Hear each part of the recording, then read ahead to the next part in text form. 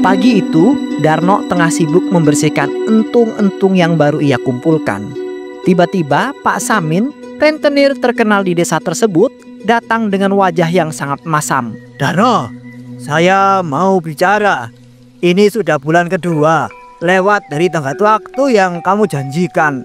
Bayar hutang. Kamu kira saya lupa ya? Saya ini rentenir, bukan tukang main-main. Mana uangnya? Hei! Pak Samin, saya mohon maaf ya. Sungguh kondisi saya lagi sedang sulit. Penjualan entung-entung saya sepi. Hasilnya cuma cukup untuk makan sehari-hari. Saya sedang berusaha ini, Pak. Darno, sudah berapa kali kamu saya bilang begitu? Hasil nol terus. Kalau kamu memang mau bayar, pasti ada jalan. Ini malah ngumpet di balik alasan. Kamu nggak bisa terus-terusan seperti ini, Darno. Saya paham, Pak. Saya juga ingin segera melunasi utang ini. Tapi tolong beri saya waktu sedikit lagi. Saya sedang mencari cara lain supaya bisa membayar itu, Pak. Entah itu lewat kerja tambahan atau pinjaman yang lainnya. Kerja tambahan, pinjaman lain. Hah? Kamu sudah utang di mana-mana kan, Darno? Jangan coba-coba kasih alasan bodoh. Dengar, kalau saya nggak dapat uangnya, saya tahu supaya saya tuh bisa bikin kamu jadi kapok. Saya paham, Pak. Tapi saya benar-benar sedang berusaha. Tolonglah, Pak, beri saya waktu sedikit lagi, Pak. Hah, waktu lagi. Kalau kamu memang tidak bisa bayar dalam waktu yang dekat ini, saya nggak akan punya pilihan lain, Darno. Apa maksud Bapak? Kalau kamu gagal membayar, saya akan bawa kita ke kota dan saya jual ginjal kamu. Itu setidaknya bisa nutup sebagian utang kamu. Astagfirullahaladzim, Pak. Pak Samin, jangan begitulah, Pak. Kan tubuh saya ini, saya janji akan melunasi hutang. Tapi beri saya sedikit waktu lagi ya, Pak. Tubuh kamu? Hah? Kalau kamu tidak bisa bayar, tubuh kamu akan jadi aset saya. Saya nggak peduli bagaimana caranya. Ginjal kamu itu nilainya cukup besar, Darno. Kalau kamu nggak sanggup bayar hutang, itu ganti ruginya. Tolong, Pak, saya mohon, beri saya waktu 4 bulan. Saya yakin bisa melunasi hutang tanpa harus mengambil jalan sekejam itu. 4 bulan? Kamu pikir ini adalah bank? Saya kasih kamu 1 bulan. Kalau sampai waktunya habis dan kamu belum bayar, saya sendiri yang akan jemput kamu. Tapi Pak, 1 bulan terlalu cepat. Tolong beri saya waktu lebih panjang. 3 bulan ya, Pak, mungkin. 3 bulan? Kamu masih berani menawar? Oke, saya kasih kamu 2 bulan.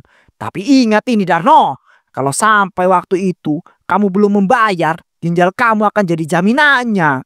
Baiklah, Pak, saya akan berusaha untuk melunasi hutang itu. Terima kasih sudah memberi saya waktu. Ingat, Darno, jangan sampai saya datang lagi dan kamu masih kosong. Kalau itu terjadi, kamu tahu apa yang akan terjadi, Darno. Pak Samin pergi meninggalkan Darno yang kini diliput sebuah kecemasan dan rasa takut. Ya Allah, apa yang harus saya lakukan? Waktu yang diberikan sangat singkat. Aku harus berjuang keras agar bisa melunasi hutang ini tanpa kehilangan ginjalku. Darno pun pulang ke rumah setelah bertemu para rentenir. Assalamualaikum, Bu. Bapak pulang. Waalaikumsalam, Pak. Bapak sudah pulang. Pak, tadi Ibu dapat kabar dari desa. Orang tua Ibu sakit keras, Pak. Kita perlu bawa mereka ke dokter secepatnya. Bapak ada uang, kan? Astagfirullah, Bu. Maaf banget, Bapak nggak punya uang. Bapak tadi juga baru aja ketemu Pak Samin, rentenir. Dia datang nagih hutang dan marah besar karena kita belum membayar. Bahkan dia mengancam, Bu, mau mengambil ginjal Bapak untuk bayar hutang. Ngancam? Ngancam apa, Pak?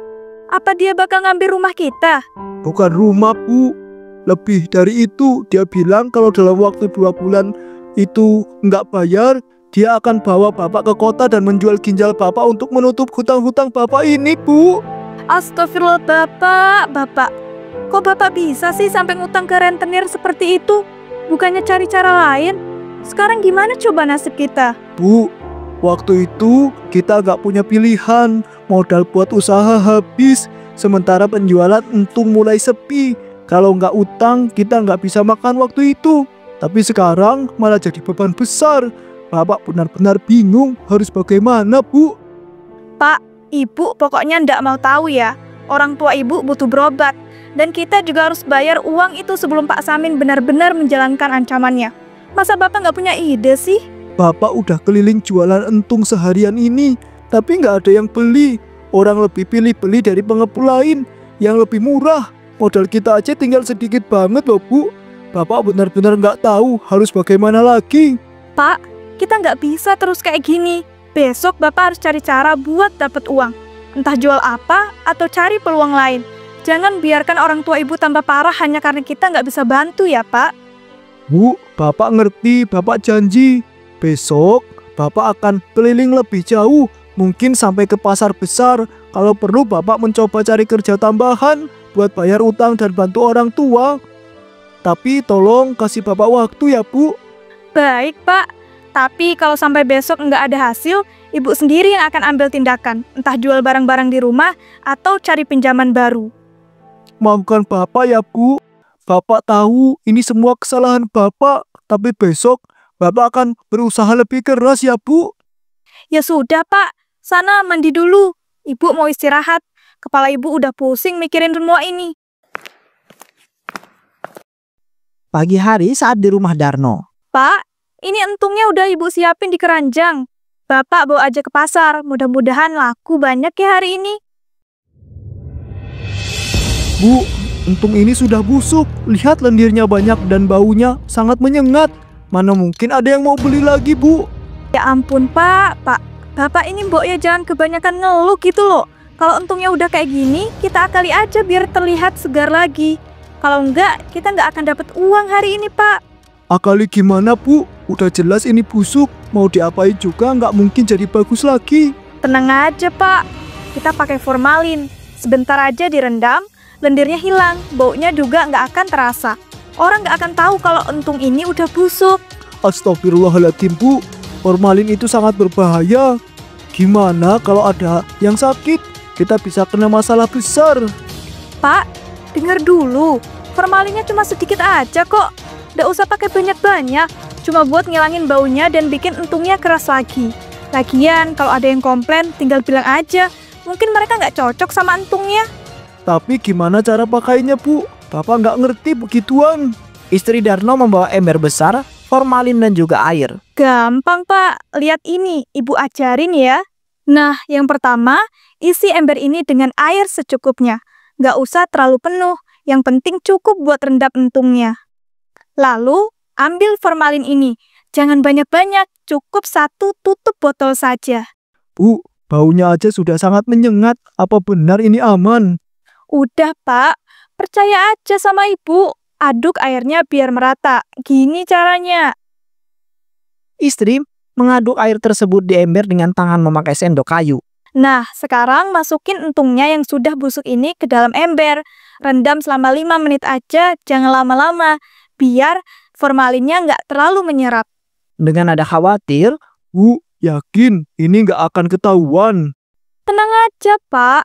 Kalau sudah 5 menit, kita angkat entungnya. Bilas pakai air bersih, lalu tiriskan. Lihat aja nanti. Entungnya bakal kelihatan seger dan nggak bau lagi. Ya Allah, semoga ini nggak menjadi masalah yang besar. Bapak nggak nyaman melakukan ini, Bu. Pak, kita ini lagi susah loh. Jangan terlalu mikirin dosa atau apa. Fokus aja sama hasilnya. Kalau entung ini laku, kita bisa bayar utang dan makan enak lagi. 5 menit kemudian, istri Darno mengangkat entung dari ember, kemudian membilasnya dengan air bersih, dan menaruhnya di keranjang. Lihat, Pak, sekarang entungnya kelihatan seger kan? Bau busuknya juga hilang, dan lendirnya juga nggak ada. Ya, Bu, kelihatannya bagus lagi. Tapi ini tetap nggak benar. Udah toh, Pak. Bapak jangan banyak mikir. Sekarang bawa entungnya ini ke pasar, jual dengan harga murah biar banyak yang beli. Semangat ya, Pak. Baik, Bu. Bapak berangkat ya sekarang. Darno kemudian pergi dengan keranjang entung yang sudah diberi formalin, sementara hatinya dipenuhi dengan rasa bersalah. Saat di pasar, Darno menjajakan dagangan entungnya. Entung jati, segar, entung murah, sehat, dan bergizi, tinggi protein. Yuk dibeli Bu, Pak. Yuk dibeli Bu, Pak. Yuk dibeli Bu, Pak. Yuk dibeli Bu, Pak. Pak, ini untungnya beneran segar, ya kan? Kok kelihatannya mengkilap banget, kayak beda sama yang biasa saya beli. Oh, tentu segar, Pak. Baru saja ambil dari kebun tadi pagi. Mengkilap itu karena entungnya besar dan gemuk. Tandanya kualitasnya bagus. Baunya juga nggak terlalu menyengat. Ya biasa entung itu baunya khas. Apa benar ini segar, Pak? Iya dong, Pak. Segar banget. Saya pastikan ini kualitas yang terbaik. Kalau nggak segar, nggak mungkin saya jual. Ya sudah, saya beli deh ya satu, Pak. Tapi kalau sampai nggak enak, pas dimasak, hati-hati ya. Ya Pak, saya bakal bilang ke orang-orang pasar ini. Tenang Pak, dijamin puas ini. Saya timbang dulu ya. Darno kemudian menimbang entung dengan tangan yang gemetar, kemudian menyerahkan kantong plastik itu yang berisi entung. Ini uangnya Pak, 15.000 ya. Ya Pak, terima kasih banyak ya. Semoga puas dengan entungnya. Seorang pria muda mendekat, penasaran dengan dagangannya Pak Darno. Ini entungnya kenapa murah banget? Biasanya saya beli entung jati 20.000 per onsnya. Oh, karena saya langsung dari kebunnya, Mas. Jadi nggak lewat pengepul. Harganya juga bisa lebih murah, tapi kualitasnya tetap bagus. Gitu ya. Ya sudah, saya beli 3 ons. Semoga benar-benar segar ya Pak. Ya Mas, terima kasih banyak Mas. Dijamin nggak bakal kecewa. Setelah pembeli pergi, Darno duduk sejenak dengan wajah penuh rasa bersalah sambil mengelap keringatnya. Ya Allah, apa yang sudah aku lakukan ini benar-benar salah. Tapi aku nggak punya pilihan lain. Kalau dagangan ini enggak laku, aku nggak bisa bawa pulang uang untuk bayar hutang dan buat berobat orang tua istri aku. Darno kemudian kembali berdiri dan mulai berteriak menawarkan dagangannya lagi. Entung segar 5.000 per onsnya. Ayo dibeli sebelum habis. Yo, tung. Beberapa minggu kemudian entung jualan Darno pun semakin laris manis hingga akhirnya bisa membayar hutang kepada rentenir dan membiayai pengobatan orang tua istrinya. Namun, suatu hari, warga mulai merasakan efek entung berformalin. Perut saya sakit sekali. Sejak tadi pagi mules terus. Jangan-jangan karena entung yang saya beli dari Darno kemarin. Saya juga Pak. Baru makan entung tadi siang, langsung perut saya panas dan kepala pusing. Ini nggak mungkin kebetulan. Kita harus tanyakan ini ke Darno. Betul. Ayo kita datang ke rumahnya sekarang juga. Kalau dia itu memang curang, kita nggak bisa diam saja. Para warga yang sakit kemudian berbondong-bondong menuju rumah Darno sambil membawa kantong plastik berisi sisa entung yang mereka beli. Pak, lihat itu. Warga ramai-ramai datang ke sini. Kenapa mereka bawa plastik entung? Jangan-jangan mereka tahu lagi soal formalin. Ya Allah Bu, ini gara-gara entung busuk itu. Bapak sudah bilang jangan pakai formalin.